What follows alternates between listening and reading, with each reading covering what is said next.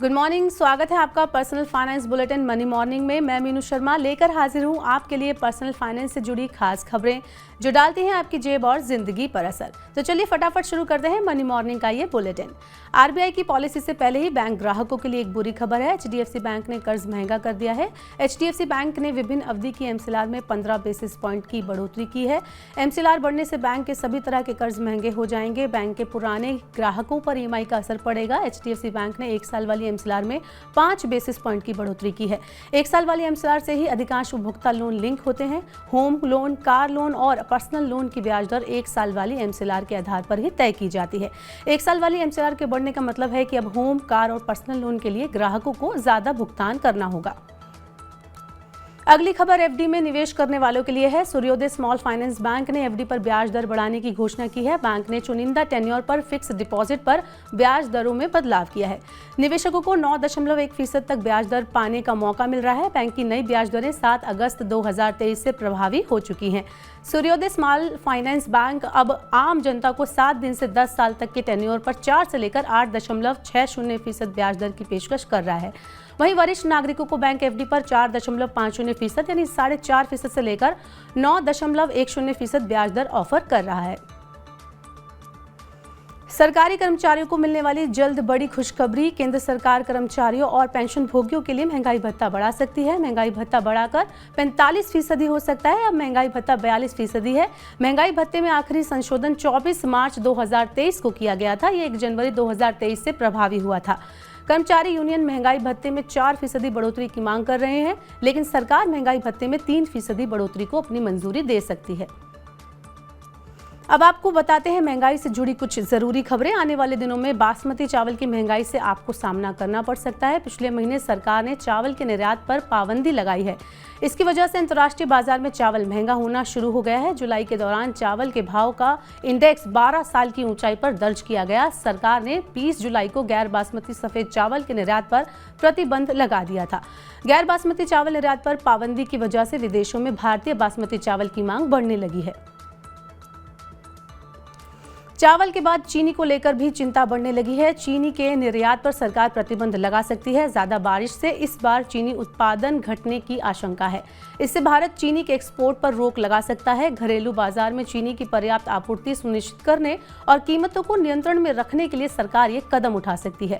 भारत सरकार की तरफ से 2023-24 में चीनी निर्यात कोटा पर अभी तक कोई निर्णय नहीं लिया गया है। गन्ने की कटाई अक्टूबर से शुरू होगी। चावल, चीनी के बाद अब मखाने और ऑलिव ऑयल भी महंगे हो गए हैं। आने वाले दिनों में इनकी कीमतें बढ़ सकती हैं। तुर्की से ऑलिव ऑयल के निर्यात पर रोक लगा दी गई है।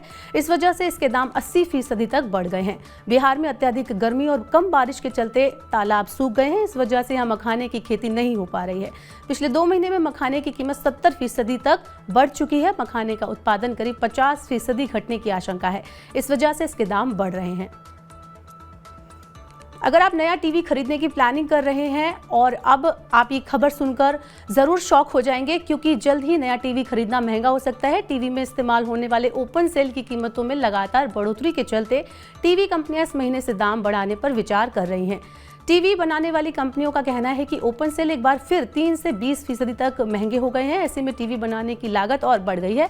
बड़ी स्क्रीन वाली टीवी के लिए तो ओपन सेल की लागत बहुत ज़्यादा बढ़ गई है। ऐसे में संभावना है कि जल्द ही टीवी की कीमत बढ़ सकती है। अब आपको बताते हैं एक बड़ी खबर। जल्द ही बैंक कर्मचारियों को हफ्ते में 2 दिन छुट्टी मिल सकती है। इंडियन बैंक एसोसिएशन ने बैंक में 5 डे वीक लागू करने के प्रस्ताव को अपनी मंजूरी दे दी है। मतलब अब बैंकों में प्रत्येक शनिवार और रविवार अवकाश रहा करेगा। इस प्रस्ताव को अंतिम मंजूरी के लिए वित्त मंत्रालय के पास भेजा गया है। उम्मीद की जा रही है कि वित्त मंत्रालय भी बैंक कर्मचारियों की इस मांग को पूरी कर सकता है।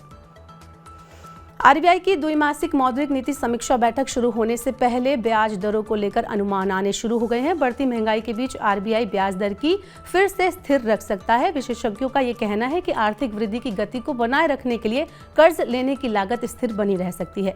आरबीआई ने ब्याज दर में बढ़ोतरी का सिलसिला पिछले साल मई से शुरू किया था। फरवरी के बाद से रेपो दर 6.5% पर अपरिवर्तित बनी हुई है। आयकर विभाग मुकदमेबाजी के लिए अपने आप को तैयार कर रहा है। विभाग 50 युवा वकीलों और चार्टर्ड अकाउंटेंट की भर्ती करने जा रहा है ताकि आयकर अपीलीय न्यायाधिकरण में मुकदमों को अच्छी तरह से लड़ा जा सके। ये पेशेवर मुकदमों की तैयारी में विभागीय अधिकारियों की मदद करेंगे। युवा पेशेवर योजना के तहत 35 साल तक आयु के उम्मीदवारों को विभिन्न क्षेत्रीय कार्यालयों में नियुक्त किया जाएगा। म्यूचुअल फंड कारोबार में उतरने वाला है एक और सरकारी bank. Punjab and Sind bank mutual fund कारोबार में उतरने की योजना बना रहा है। बैंक शुल्क आधारित आय बढ़ाना चाहता है। परिसंपत्ति प्रबंधन व्यवसाय बैंक को क्रॉस सेलिंग उत्पादों से शुल्क आय बढ़ाएगा। भारत में भी 44 म्यूचुअल फंड कंपनियां काम कर रही है। इन कंपनियों की प्रबंधन के तहत संपत्ति 30 जून 2023 तक 44,39,187 करोड़ रुपए थी। और आज की आखिरी खबर है लघु बचत योजनाओं से जुड़ी हुई। पिछले 1.5 साल से सरकार ने लघु बचत योजनाओं की ब्याज दर में कोई खास बदलाव नहीं किया है। इसका असर लघु बचत योजनाओं में जमा होने वाली राशि पर पड़ा है। वित्त वर्ष 2022-23 के दौरान लघु बचत योजनाओं में जमा राशि 3,04,000 करोड़ रुपए, जबकि वित्त वर्ष 2021-22 के दौरान ये आंकड़ा 3,33,000 करोड़ रुपए था। 11 वर्षों में ऐसा पहली बार हुआ है जब लघु बचत योजनाओं में जमा होने वाली राशि में गिरावट आई है। तो आज के मनी मॉर्निंग के बुलेटिन में बस इतना ही। अपने काम की जरूरी खबरें देखने और समझने के लिए सब्सक्राइब करें हमारे YouTube चैनल को। पर्सनल फाइनेंस से जुड़ी खबरों को अगर आप पढ़ना चाहते हैं और ज़्यादा जानना चाहते हैं तो हमारी वेबसाइट www.money9.com पर विजिट करें, लॉग इन करें। यहाँ पर आप जान सकते हैं और पर्सनल फाइनेंस से जुड़ी खबरों को, वो भी 7 भाषाओं में। इसके अलावा आप खास कार्यक्रम अगर देखना चाहते हैं तो आप मनी 9 के ऐप को डाउनलोड कर लें। बने रहिए मनी 9 के साथ। अब आपसे होगी कल मुलाकात। नमस्कार।